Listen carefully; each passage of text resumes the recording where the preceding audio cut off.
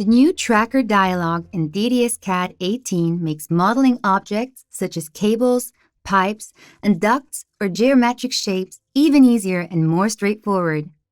The function shows positioning information such as the distance, center, and endpoint of the respective object in real time. In addition, when planning a pipe, you can, for example, determine its length and angle by manual input directly on the cursor. For example, if you insert a cone as a geometric shape into your design, the lower and upper radius can be precisely determined. This allows you to immediately view and edit the most important properties for the design step you're currently performing. The new Tracker dialog helps you achieve your desired results faster and more accurately.